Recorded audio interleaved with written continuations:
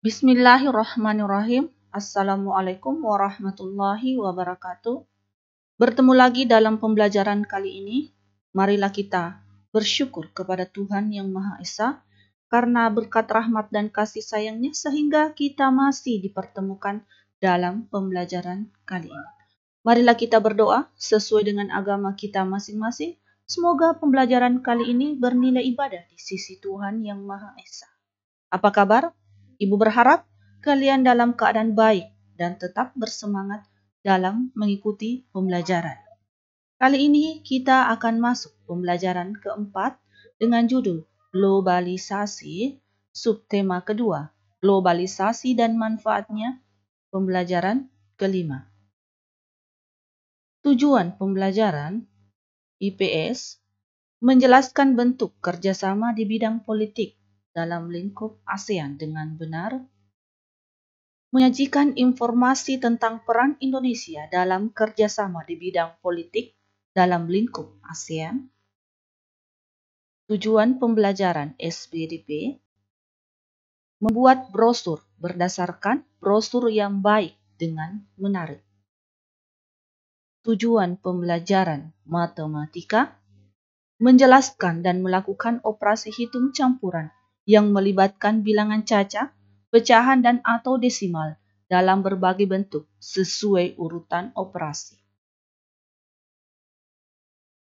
Era globalisasi membawa dampak positif dan negatif bagi suatu negara.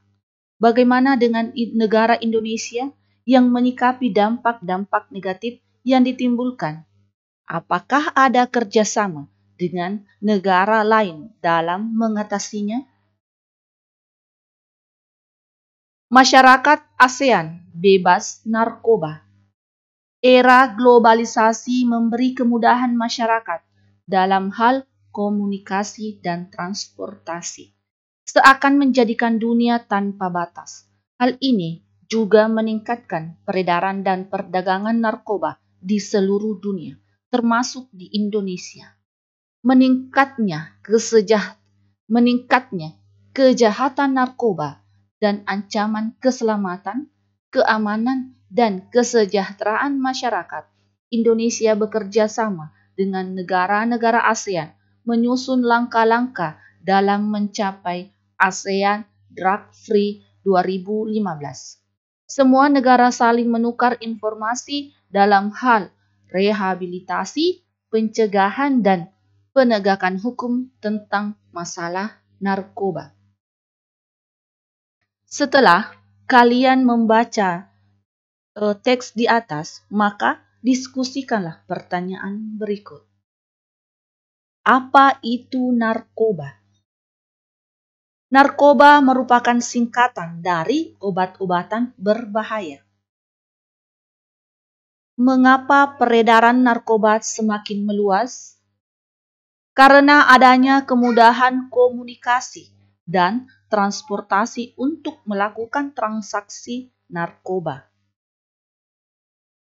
Apa dampak penggunaan narkoba bagi pengguna? Mengganggu fisik pengguna seperti kerusakan saraf, gangguan pernapasan, dan menurunkan kekebalan tubuh, serta mengganggu fisik seperti halusinasi, berkurangnya kepercayaan diri, sering gelisah, dan antisosial. Apa dampak penggunaan narkoba bagi keluarga pengguna? Dampaknya adalah memalukan keluarga, dikucilkan masyarakat, dan membebani keluarga karena pengguna akan meminta bahkan mencuri uang demi membeli narkoba. Apa dampak penggunaan narkoba bagi bangsa Indonesia? Dampaknya adalah Indonesia akan kehilangan penerus bangsa. Indonesia memiliki generasi penerus yang tidak bermutu dan bahkan bangsa Indonesia bisa hancur. Mengapa negara-negara ASEAN merencanakan ASEAN Drug Free 2015? untuk mewujudkan kawasan Asia Tenggara yang bebas narkoba. Apa saja peran Indonesia untuk mewujudkan ASEAN Drug Free 2015? Membuat undang-undang tentang hukum penyalahgunaan narkoba, mengadakan sosialisasi bahaya narkoba ke sekolah maupun ke masyarakat, dan menggiatkan upaya BNN dalam memberantas narkoba. Mengapa peran Indonesia dalam mewujudkan ASEAN Drug Free 2015 sangat penting?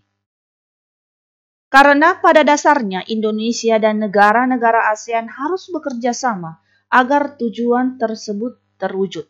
Indonesia termasuk salah satu pusat perdagangan narkoba, sehingga pencegahan serta pemberantasan sangatlah penting. Apa yang harus kita lakukan untuk mencegah penggunaan narkoba? Kita harus benar-benar menolak narkoba. Tidak ingin memakai narkoba meski untuk coba-coba, dan merasa takut dampak negatif narkoba. Bagaimana kalian menyikapi jika ada orang yang menawarkan narkoba kepada kalian? Menolak dengan tegas. Sekarang kita masuk, ayo berkreasi. Tugasmu sekarang membuat sebuah brosur untuk mengampanyekan katakan tidak untuk narkotika yang akan disebarkan kepada masyarakat di lingkunganmu. Sebelum kalian membuat brosur, pertama-tama perhatikan dulu cara pembuatan brosur dan langkah-langkah yang harus dilakukan dalam pembuatannya.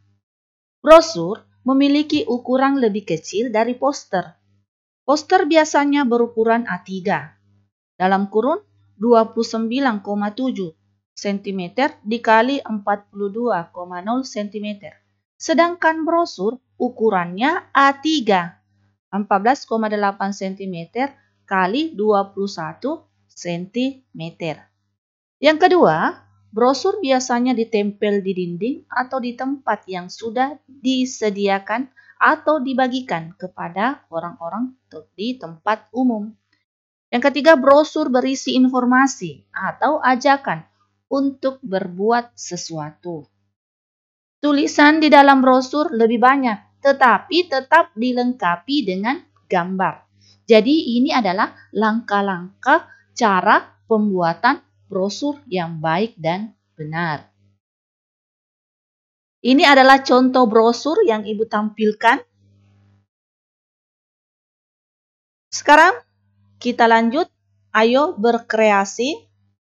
Buatlah terlebih dahulu kerangka gagasan dalam tabel berikut. Barulah tulis ke dalam brosur sesuai dengan kreasimu. Jadi, kalian harus membuat sebuah brosur. Pertama-tama, yang harus kalian lakukan adalah langkah-langkah dalam pembuatan brosur. Sesuaikan dengan tabel yang ada berikut ini. Pertama, apa itu narkoba? Kalian tuliskan uraiannya. Narkoba adalah narkotika dan obat-obatan berbahaya. Apa dampak dari penggunaannya?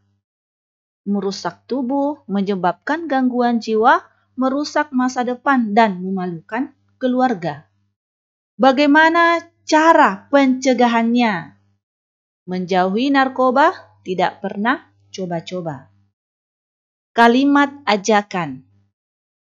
Katakan tidak pada narkoba. Jadi, dalam pembuatan brosur yang kalian buat pada buku tugas masing-masing harus sesuai dengan tabel berikut ini. Karena yang akan kita buat adalah brosur tentang pencegahan narkoba. Ini adalah salah satu contoh brosur yang Ibu perlihatkan. Jangan sentuh narkoba. Dalam brosur ini terlihat gambar dan warna yang menarik dan mencolok, dan kalimat efektif. Nah, di era globalisasi membawa berbagai dampak positif dan negatif. Kita harus mampu memilih hal-hal yang baik dan tidak baik bagi diri kita. Berkatalah tidak untuk narkoba, karena itu akan merusak masa depanmu, harapan keluargamu, dan masa depan bangsa Indonesia.